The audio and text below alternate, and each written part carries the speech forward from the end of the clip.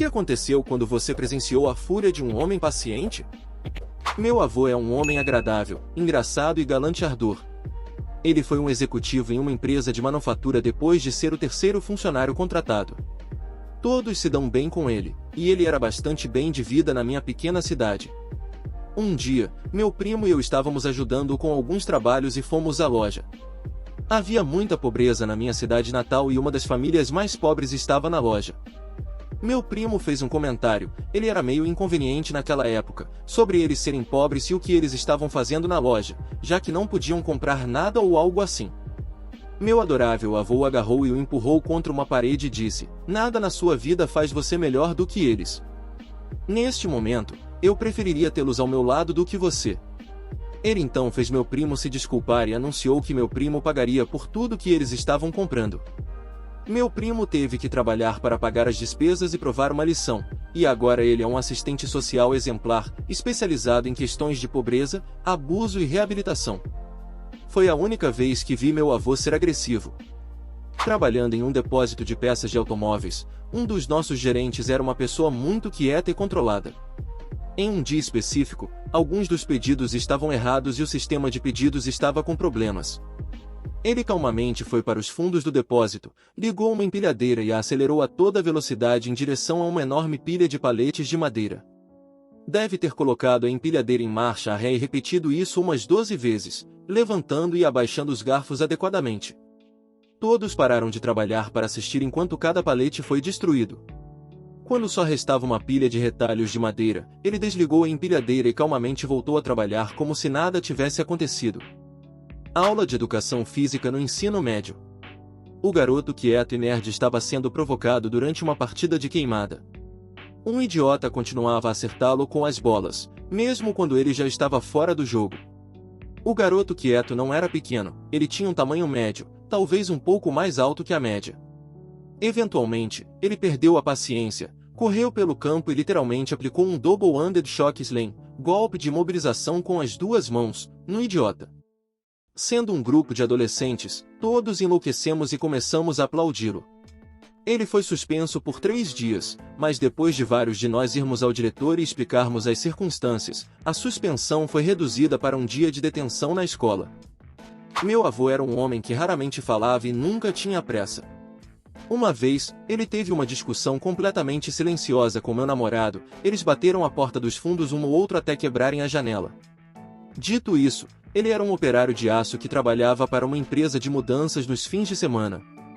Ele era baixo, mas tinha uma constituição sólida como uma casa de tijolos. Quando eu era muito jovem, não me lembro do que levou a isso, mas lembro que meu pai fez minha avó chorar. Então, lembro do meu avô chegando como um touro, agarrando meu pai e arremessando-o pela casa. Meu pai tomou uma boa decisão e fugiu assim que se levantou. Essa foi a única vez que vi meu avô perder a paciência. Tenho 1,95 e, quando você é significativamente mais alto que a maioria, você presencia algumas coisas. Ninguém vai querer brigar comigo porque sou grande, mas eu perderia qualquer luta hipotética porque não tenho nenhum instinto assassino ou qualquer habilidade atlética rudimentar. Os caras que trabalham pesado são os que você deve evitar. Um operário de aço que trabalha como carregador de mudanças nos fins de semana está perto do topo dessa lista. Não me lembro dos detalhes, mas se você passa muito tempo nesse tipo de trabalho, é assim que você fica mais forte por quilo. Se tiver sorte, esse trabalhador vai parecer magro e ter uma veia no braço visível para mostrar que ele construiu uma superestrada de oxigênio para essa região. Muitas vezes, eles parecem com contadores. Você nunca sabe ao certo. Quando eu estava no ensino médio, um veterano da minha escola católica exclusiva para meninos seguiu uma professora mulher até o banheiro e tentou estuprá-la. Ela gritou inicialmente antes que ele sacasse uma faca. O professor de latim mais gentil, carinhoso e socialmente desajeitado ouviu o grito e correu da sala de aula direto para o banheiro feminino. Ele acertou esse garoto no rosto e o arrastou para fora pelo colarinho até o corredor. Depois, ele verificou como estava a professora traumatizada. Mais tarde, ele simplesmente voltou para a aula e continuou ensinando como se nada tivesse acontecido. O cara conhece 7 idiomas, nunca namorou ninguém e é um homem brilhante e sempre calmo. As pessoas passaram a respeitá-lo muito depois daquele dia. Ele ainda é muito estranho, porém, Isso é incrível do professor, mas estou realmente perturbado com o fato de esse cara ter tentado estuprar sua professora no banheiro. Que diabos há de errado com algumas pessoas? Na minha opinião, ele merecia mais do que um soco no rosto. 2 vezes em 20 anos eu vi a fúria do meu padrasto, que é normalmente muito paciente, dócil e gentil.